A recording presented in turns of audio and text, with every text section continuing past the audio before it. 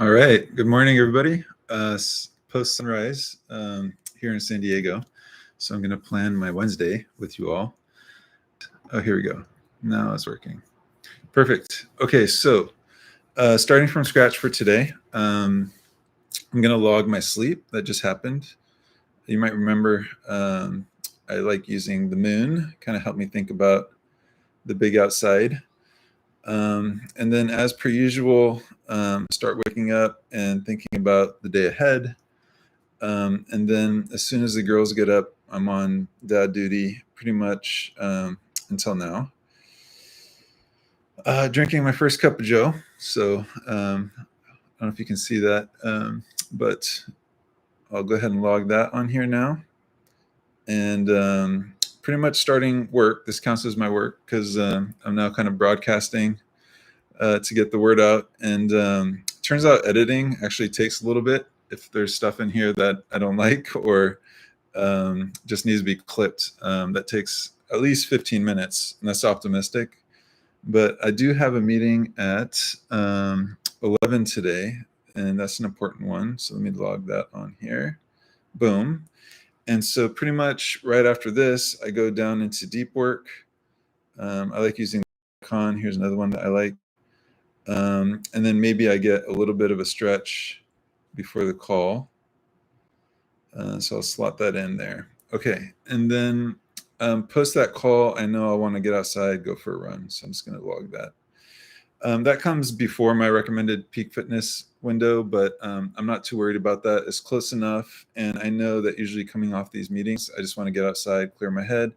What I will do, maybe just to kind of nudge that towards the recommended window, is use this time to catch up on emails. I think typically, post these meetings, there's always some sort of follow-up. And I find that having a blocked out time to dedicate to that, to, sending follow-up to-dos or action items that came from that adjacent meeting. If you can do that immediately after, I think it shows you're on top of things and also just clears your mind of having to save that for later. So blocking out time for that post meetings, whether it's 15, 30 minutes, is probably a best practice.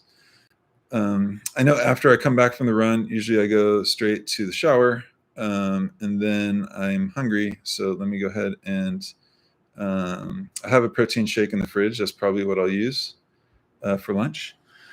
Now, then we get into the second round of work, and I just have a bunch of things going on where I kind of just need to think through step by step.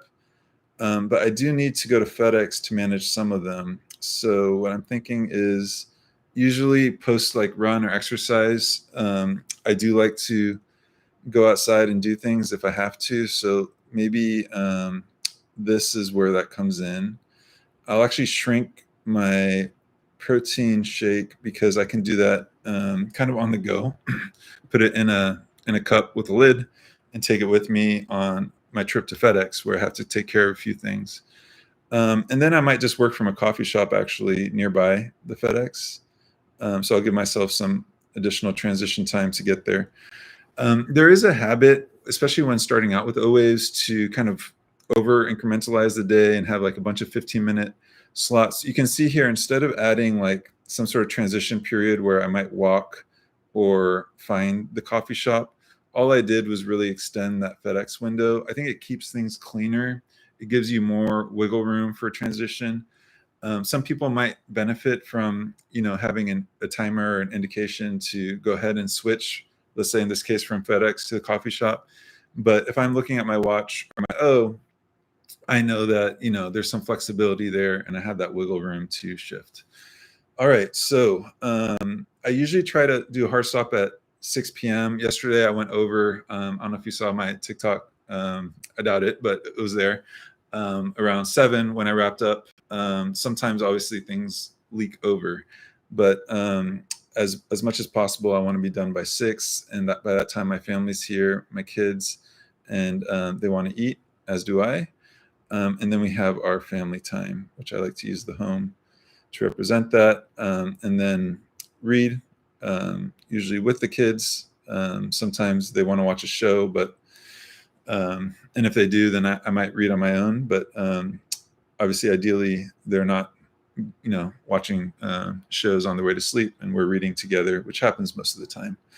So that's my day for today. I kind of like the center O photo. It just reminds me of what we got to do, which is a lot. So we got to burn to be successful and shine. So I hope that's helpful. Let me know if you have any questions. Please use the comments, and have a great Wednesday.